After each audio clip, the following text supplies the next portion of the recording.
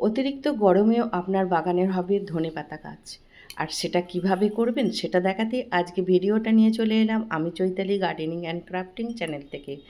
সবার আগে যেটা করতে হবে, আপনাকে ফ্রেশ ধনে জোগাড় করতে হবে, ধনের বীজ। আর এখানে দেখছেন আমি একেবারে ফ্রেশ ধনে নিয়েছি। আর এই ধনেটাকে একটু সামান্য রোদে দিয়ে হালকা করে বেলনা দিয়ে একটু ভেঙে নিতে হবে। আর ভেঙে নিতে হবে ঠিক যেমন এরকম দুটো করে পার্ট হয়ে যায়, এরকম ধনেটাকে ভেঙে নিতে হবে। ভেঙে নিয়ে এইবার যেটা করতে হবে সেটা আমি আপনাদের দেখাচ্ছি এক এক করে। আজকের এই ভিডিওটা আপনারা দেখতে থাকুন। ভিডিওটা যদি ভালো লাগে অবশ্যই লাইক কমেন্ট শেয়ার করবেন। যারা যে প্রথম আমার ভিডিওটা দেখছেন প্লিজ চ্যানেলটি সাবস্ক্রাইব করে পাশে থাকা বেল আইকনটা প্রেস করে দেবেন। দেখুন, এই গরমে হয়েছে আমার বাগানে প্রচুর পরিমাণে ধনেপাতা গাছ। আর এইটা কি করে করলাম সেটাই দেখাবো। তার আগে আপনাদের বলি, শীতে যে শুধুমাত্র ধনেপাতা গাছ হয় তাই না, গরমেও কিন্তু ধনেপাতার গাছ আপনারা খুব সহজে করে নেবেন। তার জন্য আমি একটা এরকম ঝোড়া নিয়ে নিয়েছি।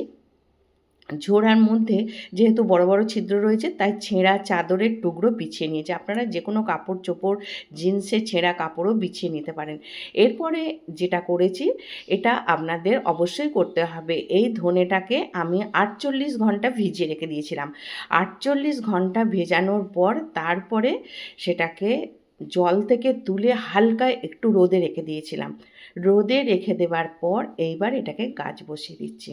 এইভাবে ছড়িয়ে দিলাম, একটু ঘন করেই ছড়িয়েছি। আর ছড়িয়ে দিয়ে এর ওপর আমি বাগানের মাটি আবার দিয়ে দেবো। এই বাগানের মাটিটাতে আমি যে যে জিনিসগুলো মিশিয়েছি সেটা হলো কিছু কাঠের গুঁড়ো, বাগানের মাটি, গোবর সার আর একটু ফাঙ্গিসাইড।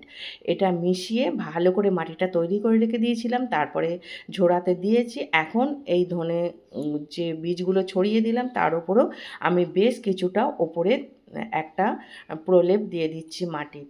আর দেবার পর আমি এটাকে ভালো করে চেপে দেবো। যদি চেপে না দিই তাহলে জল দিলেই নিচে যে বীজগুলো আছে সেগুলো ওপর দিকে উঠে যাবে, তাই ভালো করে চেপে দিচ্ছি। চেপে দিয়ে প্রথমবার যখন জলটা দিতে হবে তখন কিন্তু বেশি করে জল দিতে হবে। আমি এইভাবে চেপে দিলাম, চেপে দিয়ে জল দিয়ে দেবো।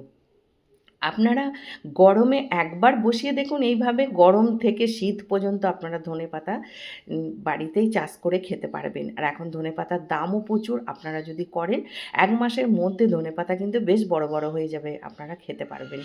আর আমি এইভাবে বসিয়ে দিলাম, দিয়ে যেখানে বৃষ্টির জল পাবে না অথচ রোদ আছে সেরকম জায়গায় এই গাছটাকে রেখে দিলাম।